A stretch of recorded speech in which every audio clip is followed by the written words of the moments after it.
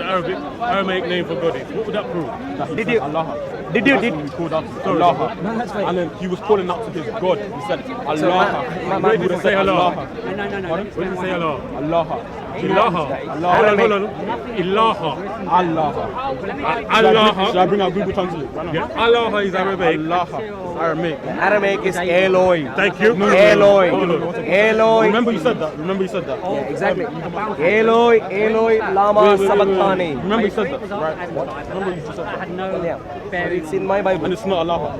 Eloi. E-L-O-I. E-L-O-I. It is not Allah. Aramaic in Allah, in God and Eloi, Aramaic. my God. But it's not El. Allah. It's not Allah. It's not Allah. That's what it is. It's not Allah. Is it not Allah? He never said Allah, bro. He said Allah. He didn't say Allah. Okay, 1 second. So how can you One connect? second, calm down. You can't try to connect something which is unconnectable, bro. When you Okay, think but about it, regardless of, I'm gonna bring it out, but regardless of that, he called out to my God, and you're saying he is God. He's calling out to God. His father. Spraying with his head on the ground, sweating blood.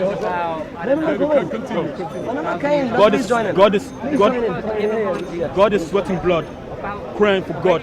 What do you mean Save crying? God. Why do you say crying? God was okay. He wasn't crying. He was sweating blood, crying out to him, Yeah. sweating blood. God was sweating blood, Yeah, why can't praying you? with his head on the ground. When you're on the cross. No. Before, when he was praying to God with his head on the ground. What do you mean for Probably head on the just ground? like a Muslim. Can like a Muslim. God? Not eating pork like a Muslim. What are you talking about? Now you're becoming silly now. How is that silly? silly questions from the beginning, bro. No. Can you read that, please? Christianity. Whoa, The now, Aramaic word for God in the language of Christians. Assyrian Allah, Christians. or Allah. Yeah, you know the difference No, between take my phone. you know the difference between Assyrian and Aramaic. No, but in the language Aramaic, which Jesus. No, wait, it's Aramaic. Read Yes, that it carefully says again. Aramaic. Assyrian. The Aramaic word for God in the language Assyrian Christians. Assyrian Allah. Christian. When Jesus cried out on the cross, Eloi, Eloi, lama sabachthani, some Muslims point to this and say, it proves Jesus was a Muslim.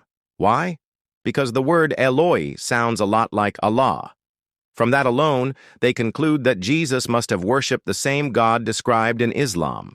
But when we trace the origin and meaning of the word Eloi, we uncover a much deeper and older linguistic root than Islam itself. Eloi is a Galilean Aramaic form of the word Elahi, which means my God. This word stems from the ancient Semitic root El, which also appears in Hebrew as Elohim, in Aramaic as Allah or Elaha, and in ancient Akkadian as Ilu. All of these point to a shared Semitic vocabulary for God that existed long before Islam emerged in the 7th century. This historical fact reveals something crucial. The phonetic similarity between Eloi and Allah is not evidence that Jesus followed Islam.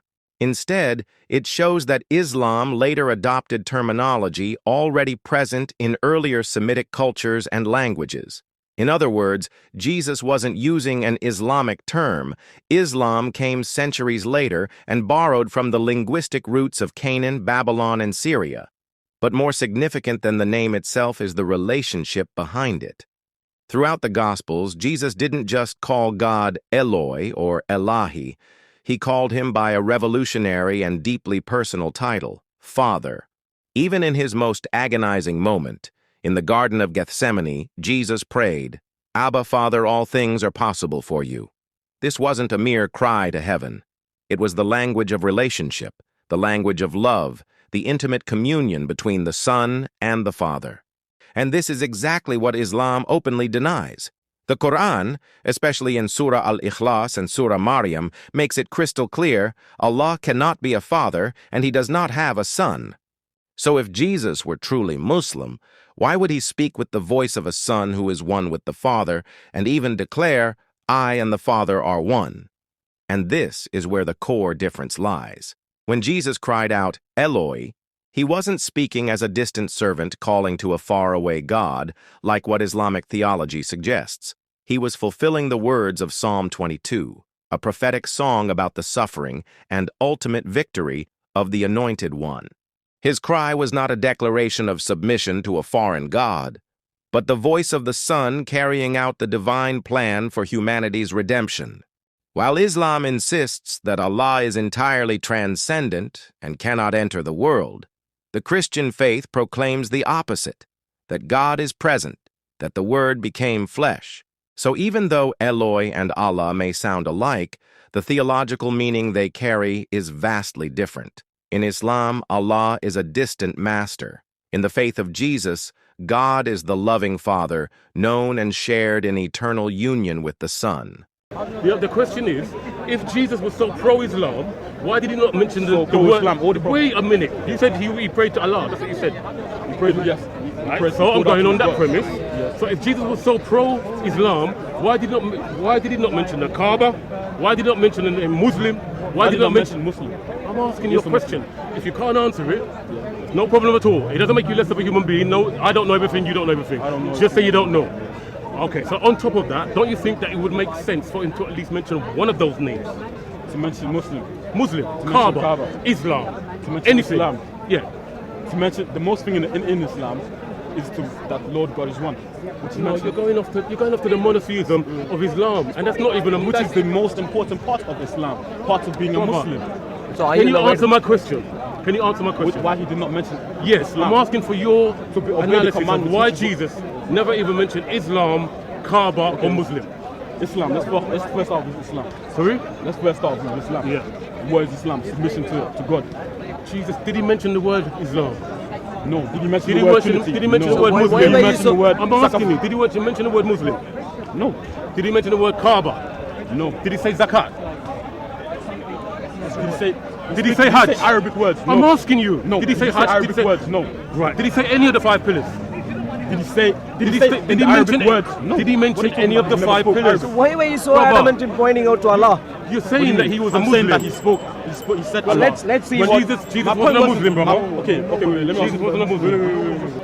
Jesus, if Jesus was to come here today, would he be just like you, or would he be just like the Muslims? What's the truth got to do with it? Can I speak, brother? Please? don't wanna hear Wait. Can I speak? For a Yes, second? of course. Can I speak? You're quite a big guy, you know. No, So sorry, now- listen. Okay, whatever. You can Forget speak about to me, that. I'm quite It's sure. nothing to do. Let me speak with this brother.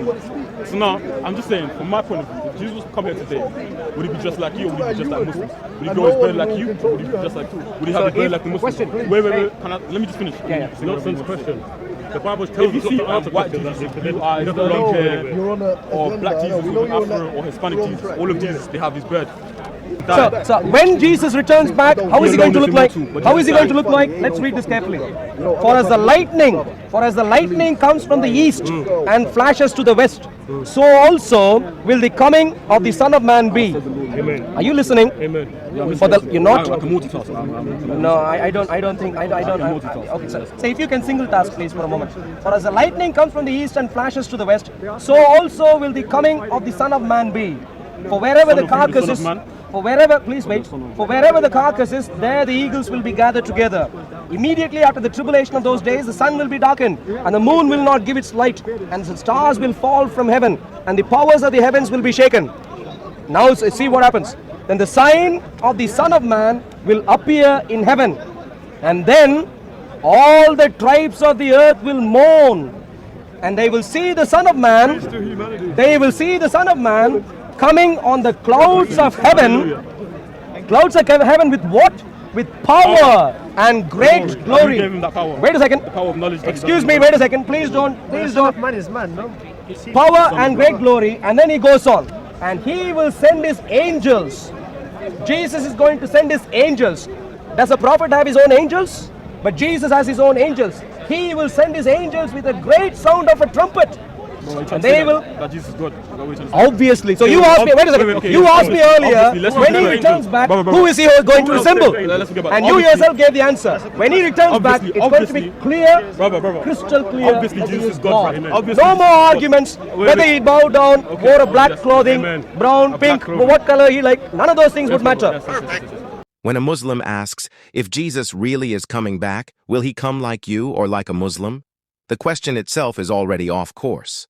It's rooted in a narrow understanding of who Jesus is and what the Bible actually reveals about his second coming. He is not returning as a religious symbol, but as the very center of divine reality itself. In Matthew 24:27-31, Jesus is not portrayed as a prophet, a follower of religious law, or someone subject to human legal systems. The gospel does not present him as a mere messenger, but as a returning king. He is not coming to submit, but to reveal the presence of his eternal kingdom. The Greek word used in the text is parousia, and it doesn't mean just any visit.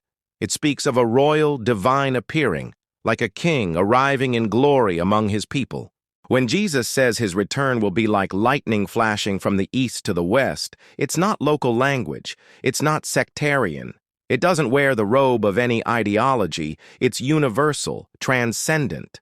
He's not coming like one of us. He is coming as the one above all, the light that pierces through every shadow created by religion and tradition.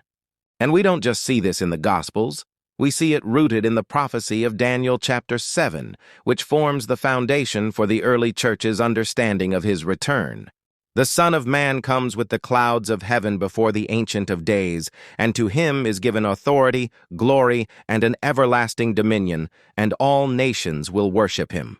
In this vision, the clouds are more than just weather. They carry meaning. They represent the presence of God himself. They are the Shekinah, the shining veil of his glory.